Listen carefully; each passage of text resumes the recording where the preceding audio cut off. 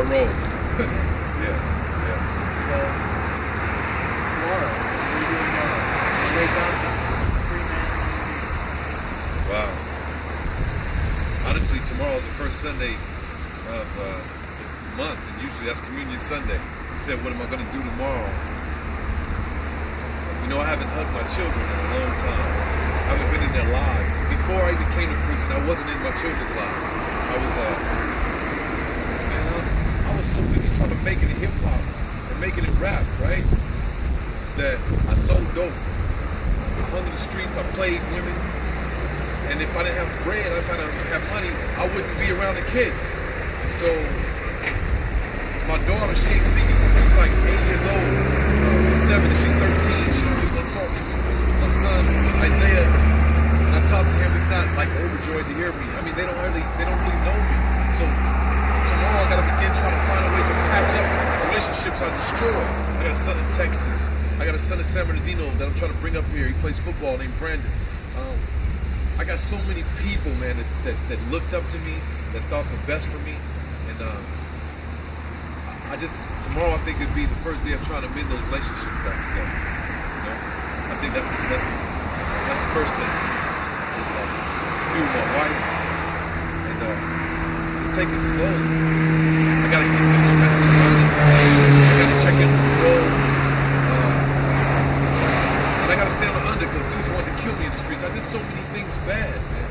That don't nobody know I'm saved. Don't nobody know I'm a preacher. You're right. Don't nobody know I'm a minister. So the first day I'm gonna take it slow. Take it slow. See what God brings. Yeah. Well, they met you on the inside of your phone. So you have 2 strikes. Yeah. You swore you're not gonna get your third. How you stay out of trouble? Well, yeah. When you met me, I did tell you I had 2 strikes, and people ask me all the time, how you gonna stay out of trouble? Well, the first thing I think you gotta do is decide not to want to come back to prison. I don't mean just simple go, oh, I'm not coming back anymore, I can't take it. I mean, while I was in here, I studied everything I could. I was a teacher's assistant on the Hill.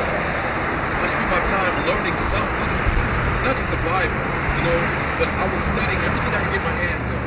Everything I could do to better myself. I got an AA degree since I've been here. I got ordained since I've been here. I've been studying philosophy and histories and sociology. I've been studying math. I was never good at math, right? I mean, just anything. But the first thing is education. People always say that it's like overrated. People say education. But without some kind of education, I didn't get my GED until this prison case. And I'm about to be 36 years old. So it's proven that if you have just a high school diploma, you make $200,000 or $100,000 more than if you didn't. So it starts with education. Secondly, you gotta decide for cats in the streets, I mean, especially minorities, they're about getting money. I mean, because they already feel the world's against them. The world's against them because they don't have any education. So some people like to blame certain races. Oh, the white man's against me, or this and that. But really it's not that. Really it's just that people don't apply themselves to overcome. I mean, kids, I dropped out of school in 9th grade. 9th grade, all my boys were selling dope already. My daddy didn't really do a lot for me financially at that age. I was in group homes, so I went and got it myself. I mean, I was in Frisco selling dope at a place called Virgo's, and I'm 12, 13, and I'm able to buy Adidas. I'm able to buy my own clothes. My father's a bus driver, but I'm buying more for myself than he buying for me. He don't know I'm selling dope. And that life right there, he told me to go get a job. I didn't want a job because I could just get it fast. And what I learned is fast money. It's not really fast money. You always gotta take your old money and you gotta recop. You never a job. What I mean about a job is every hour, right? So every hour is a new dollar, and that's the thing. So it starts with education. You gotta decide you want to work for a living, and mostly you gotta decide you want to do something for your family. I mean, these cats up in here, man. I know so many guys up in here that just left behind.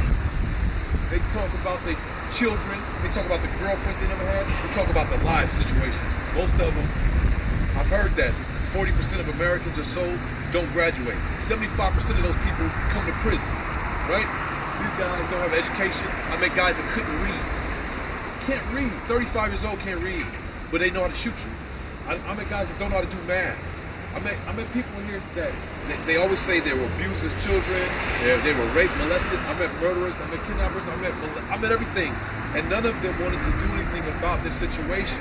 They were content living in that. So staying out of trouble starts with your heart. It starts with, what are your plans? My plans is to stay with my family.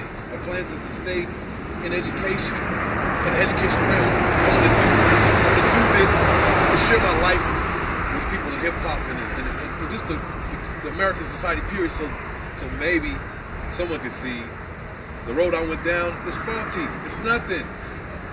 I know that if I'm just going to work, coming home, taking care of my children, and doing my craft, which is music, there's no way to get in trouble because I'm not trying to become a bling millionaire. I'm not trying to push no whip and go hyphy.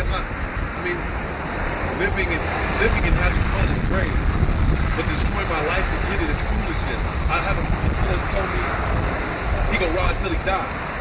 He says he's gonna ride till he die. When he get out of the streets, he gonna back, he gonna ride till he die. He got to get it. I'm saying, well, if you gonna go back to the streets and sell dope and know you're gonna come back to prison, why not just get a job? I mean, you ain't got nothing right now. When you go to prison, after you get your bread, once you come here, you lose everything.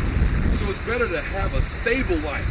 So once you go, if you go get a 50 shot, make $80.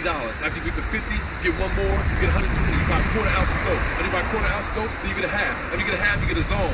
After you get to $1,000, if you get caught up, bow, you go to jail, you lose everything. Your car, you don't have no insurance. Most of the guys I know, they don't have insurance on their car. Every time the police come, they get in a high-speed chase because they don't got no license. I mean, it's simple things to do. I mean, that's a long answer for that question, but I believe that's what you got to do. You got to decide to take care of all those little things. Get a driver's license. I mean, just that alone, I didn't get one until I was 25 years old. For some reason, I criminalized my own mind to where I made myself a criminal.